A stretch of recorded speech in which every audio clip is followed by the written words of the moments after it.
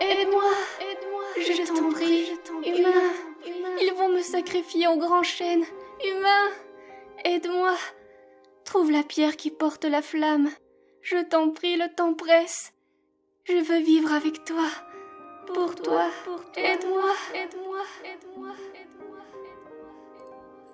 Tu ouvres les yeux, quel rêve étrange, tout paraissait si vrai. Il y avait cette fée aux cheveux flamboyants.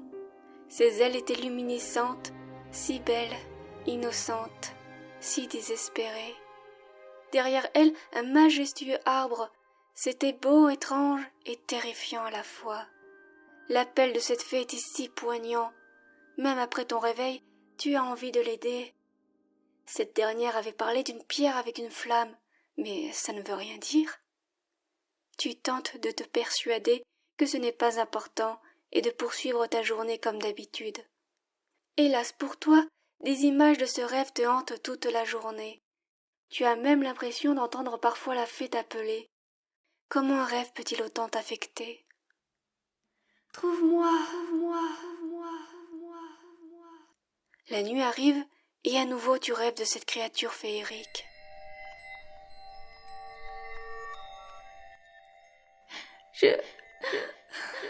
Ils vont m'emporter. Tu ne veux donc pas m'aider. Je ferai tout pour toi. Je te donnerai mon pouvoir, mon essence. Protège-moi. Je ne veux pas disparaître. Tu es la seule qui peut m'aider. Crois en moi, je t'en supplie. Trouve la pierre et prononce mon nom. Pyrrhelle. Cette fois-ci, tu te réveilles en sursaut. Tu commences à admettre que ce n'est peut-être pas qu'un simple rêve. Procède par étapes. Déjà trouvé cette pierre. Tu fais une recherche sur Internet en tapant juste les mots-clés « pierre avec une flamme ». Et incroyable, tu tombes directement sur l'agate flamme. Tu lis ceci. En plus d'être exploitée en phytothérapie, l'agate flamme est appréciée pour son esthétisme hors pair. Cette pierre est parfois utilisée dans la fabrication d'objets artistiques. Elle tire son nom par son allure iridescente et ses couleurs orangées rappelant les flammes. Ce minéral représente ainsi l'énergie de la chaleur ardente et du feu. Tu regardes son prix sur des boutiques spécialisées, mais auras-tu le temps d'attendre de recevoir cette pierre avant que cette fée ne meure ? Mais ce n'était qu'un rêve. Bon, ok. Il reste une autre solution. Te rendre dans une de ces petites boutiques ethniques qui vendent des produits ésotériques. Tu ne veux pas rester dans l'attente, tu files en acheter une. Te voilà dans un écran dansant. La boutique vend divers produits fantaisistes, des figurines, des porte-encens, des bijoux, livres, etc. Par chance, tu trouves cette fameuse agate flamme. En te tendant ton petit paquet, la caissière t'attrape le poignet et te regarde intensément. Croyez en vos rêves. Passez une bonne journée et une bonne nuit. Cette femme n'a pas la lumière à tous les étages, mais qu'importe, tu as ta pierre. Le nom de la fée te trotte en tête. Pyrrhelle, la jolie Pyrrhelle. Comment vas-tu procéder ? Chez toi à peine déchaussé, tu files dans ta chambre, prends la pierre entre tes mains, ferme les yeux et prononce son nom. Rien ne se passe. Tu recommences. Toujours rien. Tu es dépité, tu te sens ridicule. Bien sûr qu'il n'allait rien se passer, ce n'était qu'un rêve. Tu es sûrement fatigué, ou alors tu as regardé trop de séries, va savoir.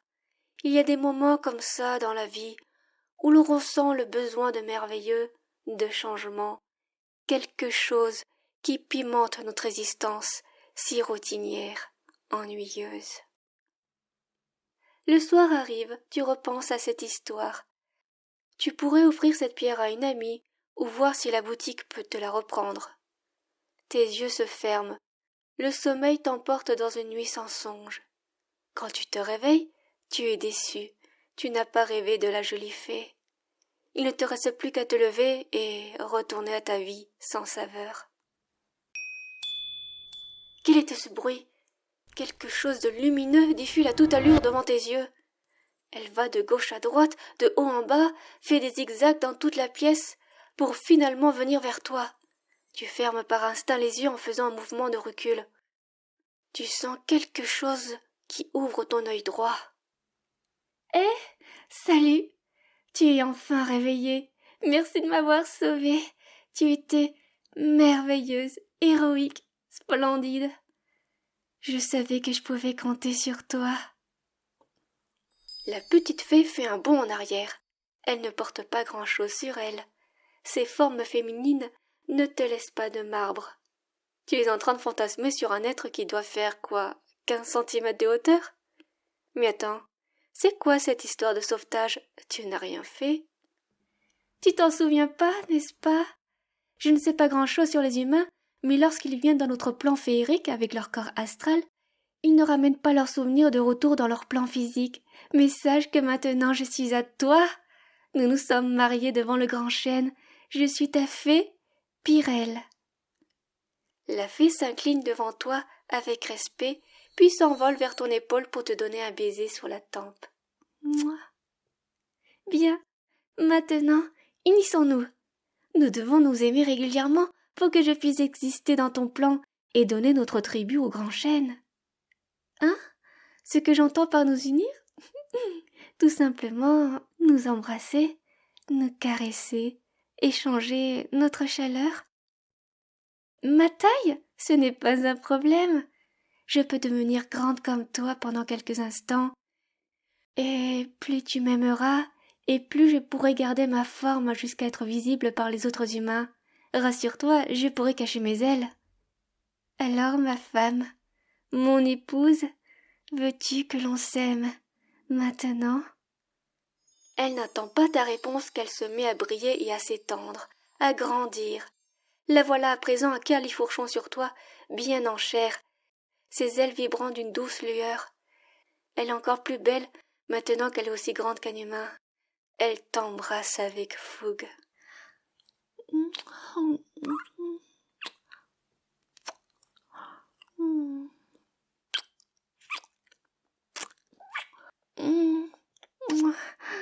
Tu es vraiment...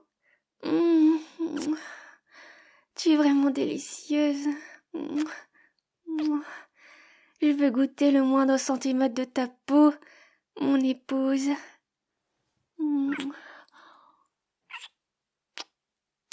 Qu'y a-t-il? Tu n'aimes pas mes baisers? Oh, tu veux vraiment savoir ce qui s'est passé? Comment tu m'as sauvée? Victor, continuons à nous embrasser. J'ai une myriade de caresses à te faire. Tu repousses la fée. Bien que ses attentions à ton égard soient agréables, tu ne supportes pas de rester sans réponse. Oh, bon. D'accord, je vais tout te raconter. Mais après, tu me feras des bisous, hein? Promets-le. Ok. Voici notre histoire. Mon peuple voulait me sacrifier au grand chêne pour le nourrir avec mon essence de feu. Pourquoi? Parce que le grand mal se répand avec ses miasmes. Dans tous les plans, nous l'appelons la dévoreuse des rêves. Pour pouvoir le combattre, nous devons renforcer nos piliers. Dans mon monde, c'est le grand chêne qui maintient notre réalité. Je n'aurais pas été la première fée à être donnée à notre pilier. Une fée de l'eau et une autre de la terre ont déjà été absorbées, ainsi que d'autres créatures féeriques. Cette entité qui dévore les rêves, elle est aussi parmi les humains. Ne la ressens-tu pas? La fée poursuit. Alors que le chêne me recouvrait de son écorce, j'ai entendu ton appel grâce à la gatte de flamme. J'étais si heureuse. Je croyais que tu ne croyais pas en moi, que la dévoreuse des rêves t'avait contaminée. Mais tu es venue me sauver. Tu ne le sais pas, mais tu n'es pas un humain ordinaire. Tu possèdes en toi le 4e mouvement. C'est une symphonie réservée aux êtres puissants. Je peux le voir autour de toi et en toi. Ta fréquence a traversé les plans et je l'ai vue, je l'ai sentie. Je t'ai désiré tout de suite, je te voulais pour moi, je voulais être ta fée. Ensuite, ils se sont tous agenouillés devant toi, et tu m'as libéré de l'écorce du chêne. Pour compenser le sacrifice, il a été décidé que nous serions unis, toi et moi. À toutes les pleines lunes, nous offrirons notre feu au grand chêne pour le nourrir. Comment? En nous aimant à ses racines. D'un coup, la fée se met à nouveau à briller et à rapetisser. Elle reprend sa taille initiale. Quoi? Non, pas déjà. Je voulais encore te toucher. Oh, non. Pourquoi il a fallu que tu saches? Nos corps seraient déjà mêlés si... La fée te tourne le dos, elle boude. Comment vas-tu réussir à la consoler? Dis-moi en commentaire ce que tu ferais pour qu'elle cesse de te faire la tête.